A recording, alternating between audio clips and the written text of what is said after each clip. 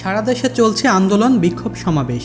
শুধুমাত্র শিক্ষা জগতের কোঠাকে কেন্দ্র করে একের পর এক ঝরছে প্রাণ, খালি হচ্ছে শিক্ষিত মায়ের কোল।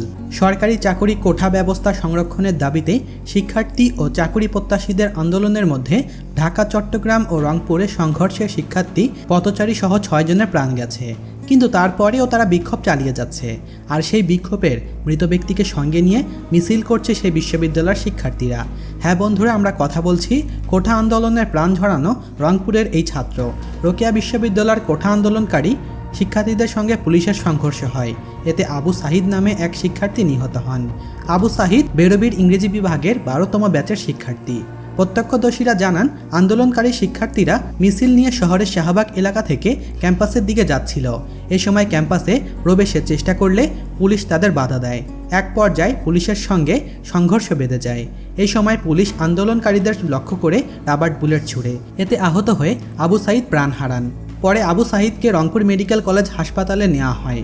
তবে হাসপাতালে আনার আগেই তার মৃত্যু হয়েছে বলে জানান চিকিৎসকরা।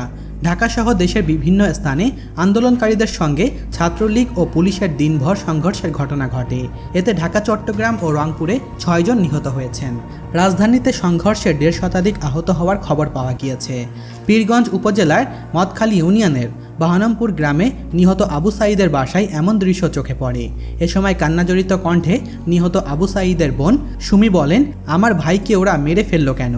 আমার ভাই তো কিছুই করেনি। ভাই ভাই ও ভাই বলেই ডাকতে শুরু করে তার বোন। আমার ভাই যদি আজ বেঁচে থাকতো তাহলে আমার স্বপ্ন পূরণ করতো। আহারে ভাই, তুই কোথায় চলে গেলি? পাশেই সাহিদের মা মনোয়ারা বেগম সবার দিকে চেয়ে আছেন। মাঝে মাঝে বাবা বাবা বলে ডাকছেন। আর ছেলে হারানোর শোকে বাবা হোসাইন নির্বাক হয়ে গেছেন। এদিকে কোটা সংস্কার আন্দোলনের মধ্যে দেশ জুড়ে মাধ্যমিক স্কুল, কলেজ ও জাতীয় বিশ্ববিদ্যালয়ের অধীনভুক্ত শিক্ষা প্রতিষ্ঠান বন্ধের পাশাপাশি দেশের পাবলিক ও প্রাইভেট বিশ্ববিদ্যালয় এবং মেডিকেল কলেজ বন্ধের ঘোষণা করা হয়েছে।